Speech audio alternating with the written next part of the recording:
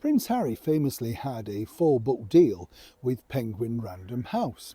And this was very much trumpeted, if you remember, of course, because, well, everybody said, what a brilliant thing that they'd got. And consequently, they were looking for spectacular sales.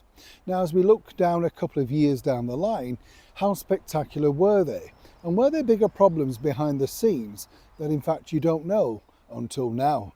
As ever, let me explain. Morning, good to see you, chums. Thank you so much for joining me. By the way, a lot of people asked over Easter, what sort of royal Easter eggs do the royals have? As if they're gilt-lined or something like that. Well, truly, I would imagine, say, the Wales's children would just have normal eggs, like you can buy in the store. But the sort of, how shall we say, the more senior level, they are delivered from a wonderful company called Charbonnel and Walker. Have you been in there? Ooh, have a look at their website. Very luxurious eggs, let me tell you. Very delicious, but of course, of a certain palate, I don't know whether you could say there will be everyday prices, but then not everyday eggs, are they? So consequently, and I think, well, I know Her Majesty the Queen used to order quite a few in, and they would be left in guest rooms if they were staying over the Easter period. Very thoughtful, the Queen, found out what you liked. Well, of course, if I'd have been staying, she could have left the whole box in there, you know what I mean? I wouldn't have bothered personally. But that was kind of, I don't know if you know this, she looked in what books did you like? Were you a crime reader?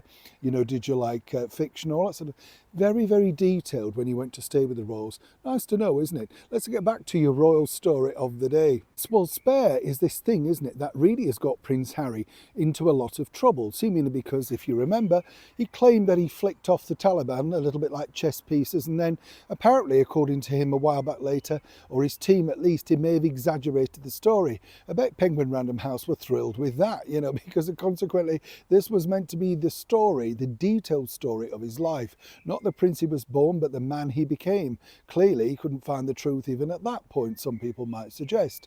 And then consequently, he got himself into even more hot water, all thanks to Spare, with his visa application, where it was said, of course, that Prince Harry, well, did he take these particular drugs or didn't he? And so far he's fought very successfully to keep that particular information behind the scenes, although that's not over yet, chums, let me tell you. They're still pushing very hard ahead.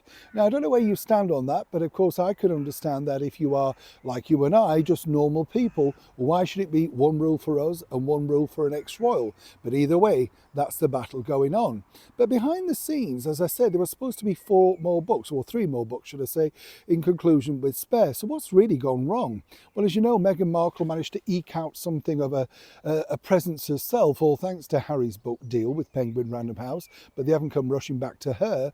And, well, Harry, as you know, said he could have gone on at length, but legally he couldn't because he couldn't back up the stories, as ever, allegedly.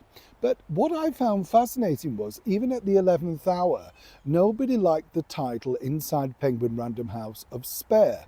You see, they felt it would have just simply sold better as Prince Harry, My Life, or My Life So Far. And according to that source, you see, they felt Spare was not only disrespectful to the monarchy, and, indeed, let's not forget, senior members of the British monarchy, but also a rather strange title. It didn't necessarily resonate with certain territories around the world. And if you look in certain territories, they don't even bother with the title. They simply call it Prince Harry. But Harry was adamant that this was the title of his book, his story, his words, his version of events in his life so far. Now, I'm not suggesting for one moment, as ever, that this could be a sticking point, but you see, what Penguin Random House wanted, as I told you a while back, was a top-up on the book to make sure that this sold a little bit more in the paperback version. That's been a total flop because Harry, for some explicable reason, decided he didn't have anything more to add. They were hoping and paid for an extension of what went on behind the scenes at the coronation, or indeed the Platinum Jubilee celebrations. Harry seemingly was too busy. And for now, Penguin Random House have decided that, in fact, they no longer need the Spare that they shelled out with so much so far. Harry himself wouldn't mind writing more books, but who has £1 million plus, literally, and of course a ghostwriter, to back up these stories, which in his words may or may not be true. Either way, it's a developing story. Neil Sean in the very heart of Kensington.